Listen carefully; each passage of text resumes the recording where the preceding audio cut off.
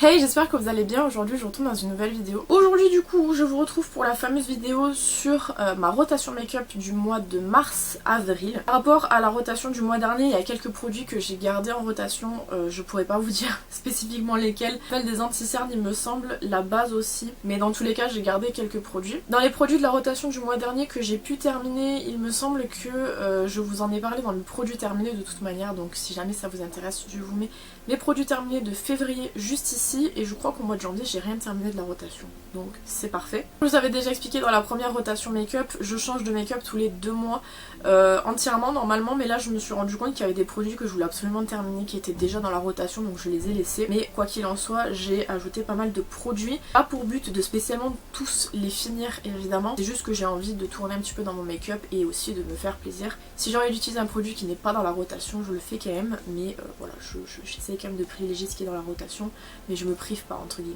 J'espère que cette vidéo vous plaira et je vous laisse avec la suite. Évidemment, si vous n'avez pas vu la première rotation make-up, je vous invite à aller la voir juste ici, et je vais commencer par vous présenter les produits. Cette fois-ci j'ai tout mis dans une grande pochette que ma grand-mère m'avait fait parce que je trouve que c'est plus simple que l'autre pochette que j'avais, et je vais vous les présenter par catégorie, ça sera beaucoup plus simple également. En base, ce mois-ci du coup j'ai mis la face primer de chez Max & More qui est déjà dans mon project pan, parce que c'est vrai que c'est plus simple en fait de coupler les deux, parce que sinon j'utilisais que celle du project pan ou que celle de la rotation make-up, et j'avais tendance du coup à ne pas utiliser celle-ci. Le fait qu'elle soit en rotation make-up, ça sera beaucoup plus simple puisque du coup elle est dans la sélection de produits que j'aimerais bien avancer. Donc forcément j'ai mis celle-ci, c'est pas une très bonne base, elle matifie pas spécialement, mais disons que j'ai vraiment envie de la terminer à la moitié, donc je pense que je l'avancerai quand même pas mal. Dans tous les cas elle restera en project pan sans aucun souci, juste je l'inclus également dans la rotation make-up. La base 183 Day Coconut Shake Base, il me semble qu'elle y était déjà. De mémoire, je l'ai pas beaucoup utilisée, c'est une base qui n'est pas matifiante, elle est illuminatrice. C'est pas du tout ce que j'utilise, mais j'aimerais beaucoup la terminer parce que ça fait un moment que je l'ai, et c'est vrai que je pense pas du tout à l'utiliser, donc de l'inclure dans la rotation make-up, je pense que ça peut être sympa pour pouvoir l'utiliser plus. Au niveau des fonds de teint, j'en ai rentré 2, je crois qu'il n'y en avait aucun des deux qui était déjà dans la rotation, ou alors peut-être le Accord Parfait. Donc j'ai le Accord Parfait de L'Oréal qui est un fond de teint qui est vraiment en bout de produit là, il me reste ça je crois. Donc j'ai vraiment envie de le terminer. Le seul truc c'est que c'est pas un fond de teint qui est matifiant, c'est un fond de teint qui est unifiant si vous voulez à la limite, mais il est pas matifiant, et sous le masque c'est dérangeant quand même. C'est pas grave, je le mets quand même parce que je voudrais beaucoup le terminer. Je sais plus combien c'est mon objectif de l'année de fond de teint, mais je crois que c'est 2. Donc si je pouvais terminer celui-là ça serait très bien, parce que franchement il en reste vraiment pas beaucoup, ça serait dommage. Et en deuxième fond de teint j'ai rentré également un fond de teint qui est vraiment au bout, c'est le Conceal and Define de chez Révolution. Celui-ci il est vraiment pas très loin d'être terminé, et pareil j'aimerais beaucoup le finir pour pouvoir utiliser d'autres fonds de teint. Je vois à l'intérieur qu'il en reste vraiment très peu. Lui par contre est un fond de teint matifiant, donc du coup, enfin matifiant. En tout cas il fige sur la peau, donc c'est un fond de teint que j'ai beaucoup utilisé ces derniers temps. Je dis que ça serait très bien de le rentrer en rotation, comme ça du coup ça fait que je l'utiliserai encore plus, parce que j'alterne entre celui-ci et le BK, mais du coup le BK n'est pas en rotation ce mois-ci. En anti-cerne je crois que c'est les deux mêmes, j'avais mis le Conceal and Define de chez Révolution également, qui lui par contre je l'aime pas du tout, donc j'ai vraiment hâte de le terminer.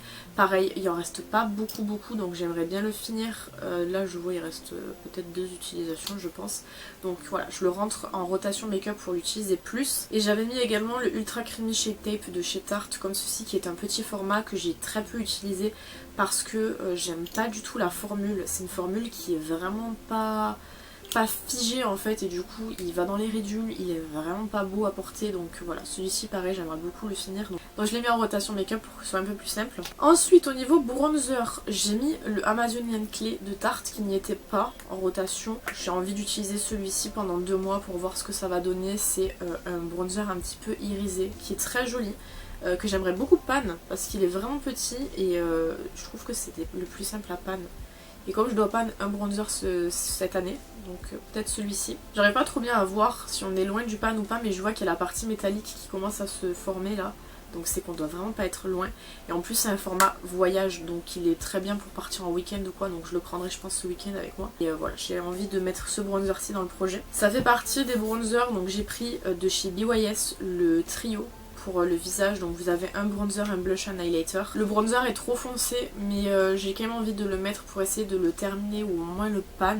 Mais dans ce trio ce que je préfère c'est le highlighter en premier et le blush est aussi également très très beau. Je me suis dit on va rentrer ce petit trio-ci que j'utilise plus beaucoup, qui était quand même de très bonne qualité, donc voilà. Il est rentré dans le projet également. Vous verrez que j'ai rentré pas mal de blush. Le mois dernier aussi j'en avais rentré beaucoup. De chez Vera Valenti, je me suis resservi il n'y a pas très très longtemps du blush comme ça en couleur 06, qui était un petit blush que j'avais acheté dans un endroit qui était très cheap. C'est du make-up très cheap ça, mais c'est celui que je porte aujourd'hui, donc il se voit très très peu, il est vraiment très léger, mais je le trouve vraiment très joli et je me dis pour les make-up un peu plus légers, un peu plus light de tous les jours, il peut être très très bien.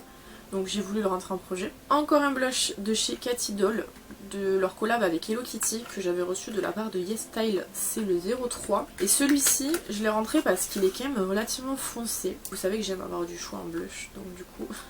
j'ai forcément voulu en rentrer un plus foncé, donc c'est presque un rouge. Il est très très très intense, mais il est très très très joli également. Et je me dis pour les jours où j'ai envie d'un peu plus d'intensité au niveau du blush, ça peut être très très bien. Et en plus il est très gros. J'ai pas pour objectif de le pan celui-ci parce qu'il est vraiment énorme, mais du coup plus l'utiliser parce que depuis que je l'ai reçu je l'ai pas spécialement énormément utilisé. Et dernier blush, lui c'est plus pour le tester parce que je l'avais acheté mais je l'ai pas trop testé et je crois que la couleur elle est un peu trop claire. C'est le blush de chez Colourpop en référence Terran Up My Heart que j'avais acheté en promo. Mais il me semble qu'il est quand même relativement clair quoi.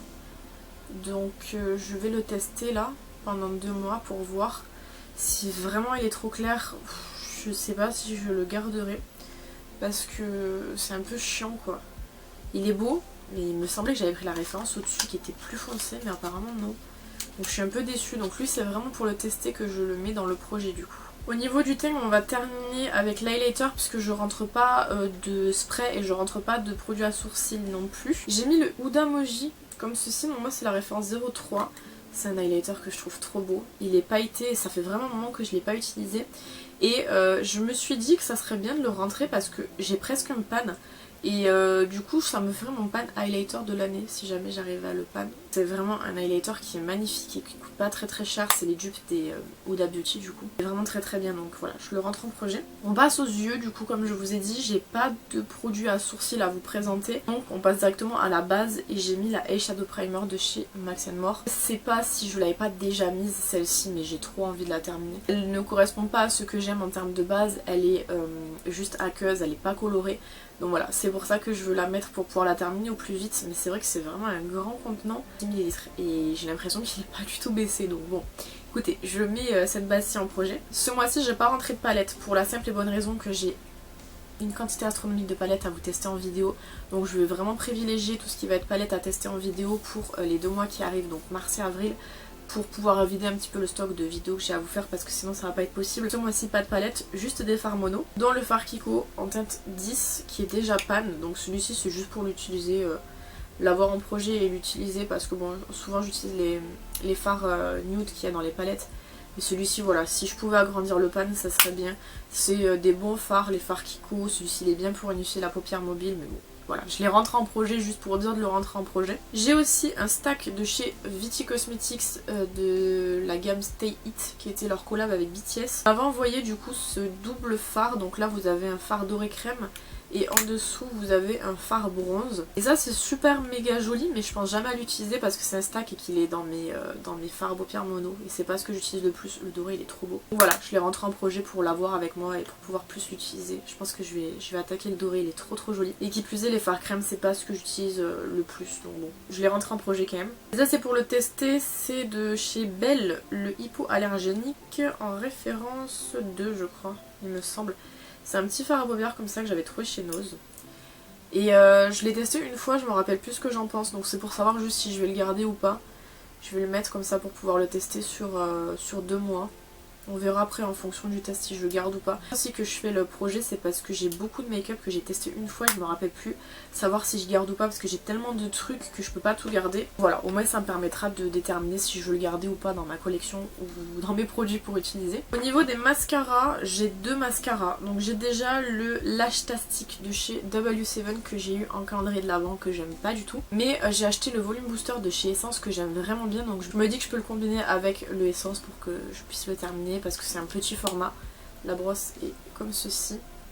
Et il est neuf, donc il faut vraiment que je l'utilise. Je pense que je pourrais terminer au moins un des deux mascaras ce mois-ci. Le Rare Beauty aussi en project, donc je sais pas, on verra. Et j'ai le Scandalize Reloaded de chez Rimmel que j'ai depuis une plombe, mais vraiment, il ne reste pas beaucoup à l'intérieur. C'est une brosse qui est comme ça. Et pareil, pour combiner avec le Essence il me sauve la vie vraiment pour tout ce qui est mascara que j'aime pas. Il me sauve la vie, mais du coup ouais voilà, j'en ai rentré 2 ce mois-ci, je pense que j'en terminerai un des deux puisque j'ai le Rare Beauty à terminer également. Mais si je peux en terminer au moins un des deux, ça sera déjà bien parce que j'ai beaucoup de mascara. Et au niveau des lèvres, c'est la farandole de produits, j'en ai sélectionné 6, ce qui est beaucoup, mais bon, c'est pour tester si j'aime bien, si c'est toujours confortable, si je porte toujours, sinon ça s'en va. Il y en a un également, je commençais par celui-ci, c'est le lipstick de chez Sienne comme ceci, la référence c'est 10. C'est une super belle couleur que je trouve magnifique.